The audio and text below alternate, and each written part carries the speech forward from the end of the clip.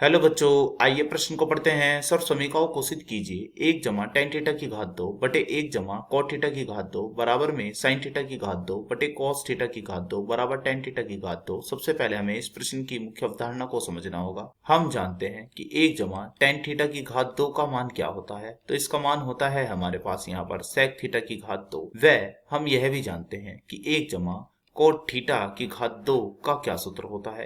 इसका मान होता है हमारे पास यहाँ पर कोसेक थीटा की घात 2। वह हम जानते हैं कि टेन थीटा का मान क्या होता है। यह होता है साइन थीटा बटे में कॉस थीटा। अब हम इन तीन मुख्य अवधारणाओं का प्रयोग करते हुए अपने प्रश्न को हल करने की ओर चलते हैं। सबसे पहले हम इस प्रश्न का बायां पक्ष ले लेते हैं। तो बायां पक्ष क्या है? बायां पक्ष है हमारे पास इस प्रश्न का 1 जमा टेन थीटा की घात 2।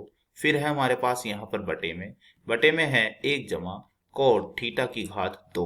तो जैसे कि मैंने अपनी मुख्य अवधारणा में बताया था, तो ऊपर वाला यानी कि 1 जमा टेन थीटा की घात 2 यह क्या हो जाएगा? यह हो जाएगा हमारा सेक थीटा की घात 2।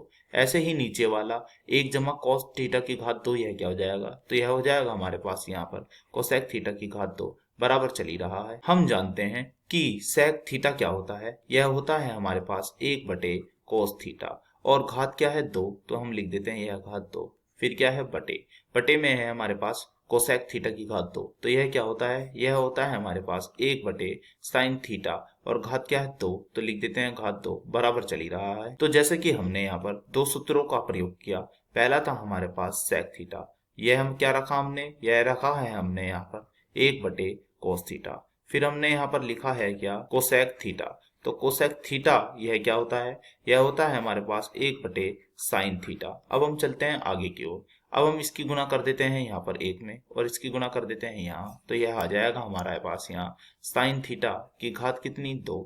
बटे में क्या है? बटे में हमारे पास यह है कॉस थीटा की घात 2। तो जैसे कि देख रहे हैं हमने यहाँ पर यह दूसरा पद सिद्ध कर दिया है। अब हम यहाँ पर यह तीसरा पद सिद्ध करते हैं।